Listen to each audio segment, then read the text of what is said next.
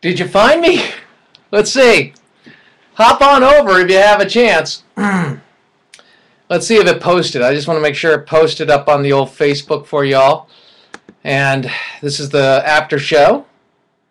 And so I believe it did. I think good things are happening. Yes, right here, right now. So those of you who are watching, it's great to be with you. And tonight's show, well, let's see, out of the gate we had a lot to cover. And I know Ben Bernanke testified today. I was going to get to that, but it's pretty much what we see in a trend of the communication of the sequester and government and the response of the markets to it, what it will be. Markets like certainty, but I got to tell you, I just don't really buy what I'm getting from QE4 forever. Ben Bernanke. The economic, some of his predictions have been, well, like most of the economic predictions we've had. So here's what I did. Let me look at the old show sheet as I get there. And I check out, oh yeah, President Obama, he talked of access. I thought it was interesting that MSNBC started to actually cover what President Obama has said and what he has done in the area of policy and said, oh, wait a second, some things are not lining up. Okay, wow, imagine if they just started to realize 2 + 2 doesn't equal 5. How great of a news organization they'd be. But it's the Obama campaign arm. No, that's OFA, is that right? Okay, no, they're separated out. That was the big issue, in fact. Chuck Todd of NBC News, political correspondent, and MSNBC, where he has a show, he was talking about what President Obama said about access and then went to what he's done. Now, I see this not in a conspiratorial way by any means, but just in a strategy. I see this as the way to focus in what's wrong with politics is money. And what's wrong with politics, there are a lot of things wrong with politics, but it's not money, because money is speech. And when you start to restrict that, though your intentions may be great, road to Hades, baby, because that's what happens. And it, in essence, protects the people that are currently in office. It's incumbency protection, as we saw with people who, on both sides of the aisle, and even President Bush, one of the worst mistakes he ever made when he signed McCain-Feingold into law. So, now Bipartisan Campaign Finance Reform Act, that's right, studied it in school, but here's the deal. What you have to understand is whenever they go to money, and they're not talking about the government spending, they're talking about limits and going through a place where it takes power out of the people's hands, and they start talking about special interest, and special interest is always somebody else. Understand that. But there are all sorts of special interests. Special interests could be classified as people who are currently dependent on the state. They're a special interest because they're going to vote for the state that continues those benefits. Special interest is, yes, there are those who are rent-seeking and getting close, and which brings me to OFA with the $500,000 New York Times reporting that would guarantee or give you access to the president, direct access to the president.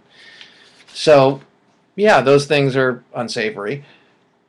But watch what we embrace, because if we start blaming money and then we say, oh, negative ads and it's all so bad. Well, look, negative ads are oftentimes, there's more information in those ads, and it's based on rational appeals as opposed to emotional appeals, which highlight the record. Things can be negative. I could talk about somebody who promised 5.2% unemployment today, and it's 7.8% unemployment, or 7.9% or 11% when you look at the same amount of people in the workforce as he said when he made the comment that it would be lower after spending a trillion, that's after interest, before interest about 850 billion. I could point that out and somebody could say, that's negative, why do you do that? Well, okay, it's negative, well, it's the truth, that's why.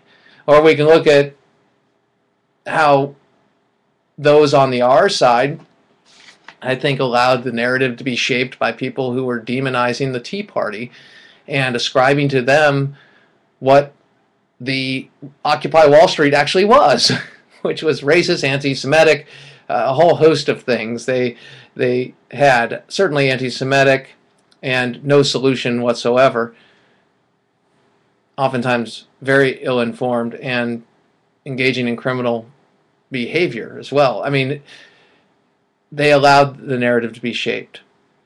And after what we saw over the last 2 years as conservatives, people are saying, is it over? No, it's not. What we see now is, hey, the left thinks they have the wind at their backs and they can do pretty much anything.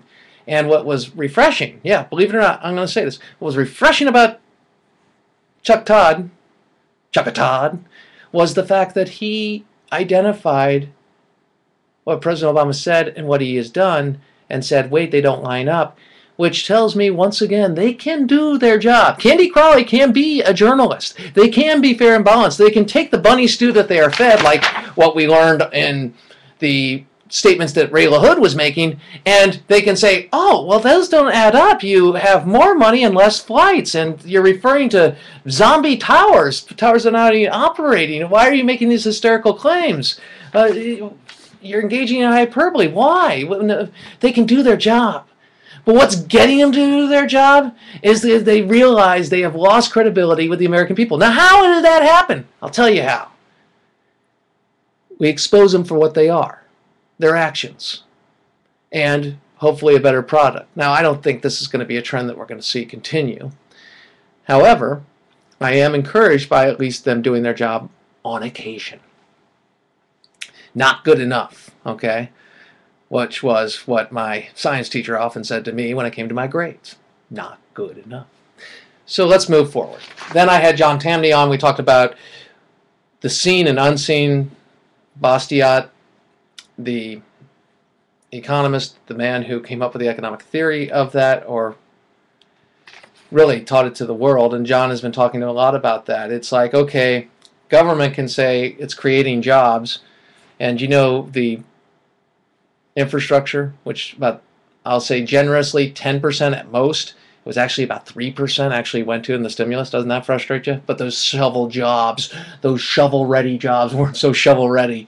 Giggle, hit it. Yes, that's exactly what I'm referring to. Well, you could say, look, I'm taking money, I'm creating jobs, I'm government, I'm doing that. But we don't ask what is not seen.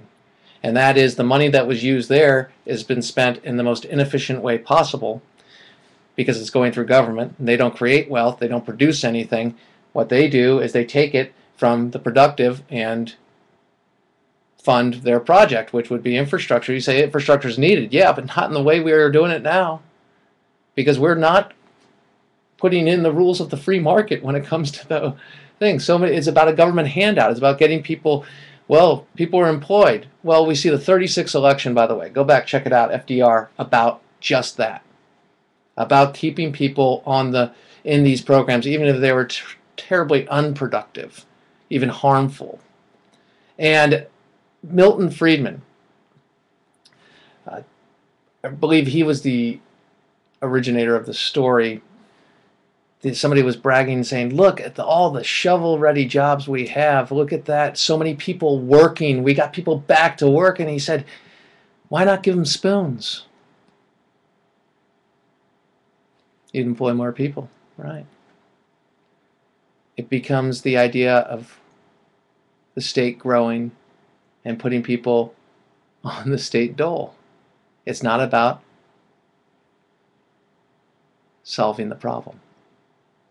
And that applies to pretty much what we've seen in government overall, in spending. So I think it's a point well taken. John Tamny, wonderful article today. Right here, Washington sequester hysteria obscures a more tragic unseen. And John answered my final question to him, and I said, John, what's the one thing you can do to lower gas prices right now, gasoline prices right now? Strengthen the dollar, strong dollar. Exactly. Both parties have violated that. And they use a dubious theory of a weak dollar will encourage people to buy more American products, but it's a zero-sum game. And that way, actually, it actually hurts us more, because then things are more expensive, but for us. Uh, understanding this, you get it. We talked to Ann Coulter and talked about why drug legalization and her debate. I made the point that it's not going to change on what if the government is a socialist state or not, why I oppose drug legalization, why I'm for life, and understanding that we are created and have a purpose and that we have a responsibility.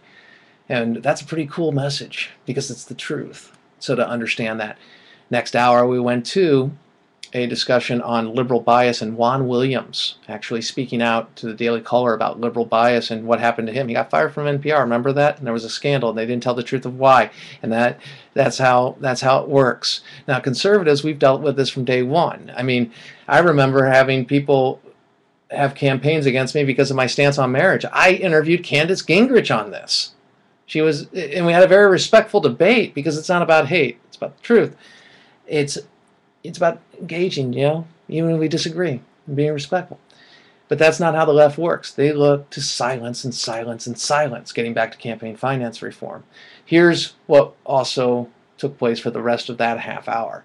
We talked about Harry Alford, Black Chamber of Commerce leader, what he said about President Obama and why he voted for him. He voted for him because he was black. Get the clip, check it out. And he goes, and shame on me for doing that. And that's exactly how we should always view that decision. As I said, if I'm going to vote for somebody because they're Whitey Magoo, I mean, how asinine is that? How ridiculous is that? It doesn't change.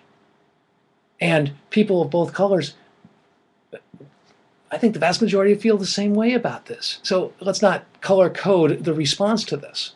But also highlight the fact that if you're a conservative and a person of color, somehow you're a sellout. When I look at that, it doesn't really matter if you're a person of color, but if that is referenced, let's look at the impact of the policies that you're advocating versus the impact of the policies that those on the left are advocating and see which ones actually do more harm than good.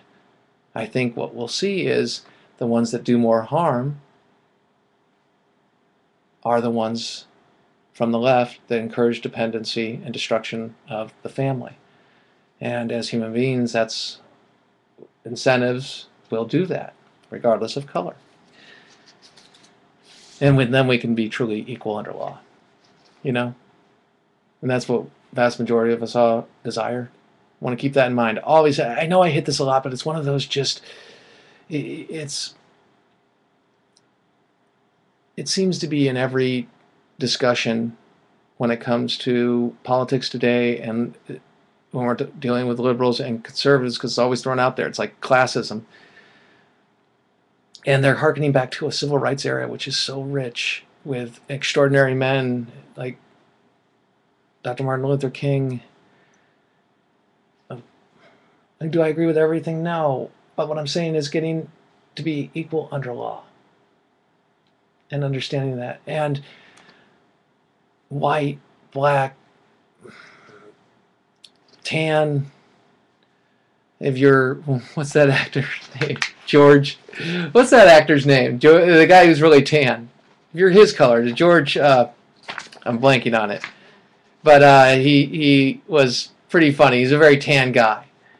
I don't care. Nobody cares. And that's the vast majority. We don't care because it doesn't matter, because we're not judging that. But they need that. Those on the left need that. Why they need that? Because that's how they sell their plans, not through the substance and the results, but through hate and demonization. And we see that with leftist politics. We see it with leftist religion when it comes to Christianity advocating for socialism. It's just flat out wrong. So that's what we did. I think you'll enjoy the clips. If you have a chance, I'll put a link up to the show if you missed any of it. Always go to afa.net first, but you can go to afa.net/nothing-but-truth. Thank you for taking the time. Thanks for being part of things. I'm going to post this, so maybe you're seeing it in a recording as well. Look forward to getting on the show tomorrow. Continue to check out the website, nothingbutTruth.com. We're continuing to make alterations and changes to better the site for you. Crane Durham's Nothing But Truth. Live with honor in your life, compassion in your heart, and always keep the faith. And remember, Crane Durham's Nothing But Truth on AFR Talk. Thanks.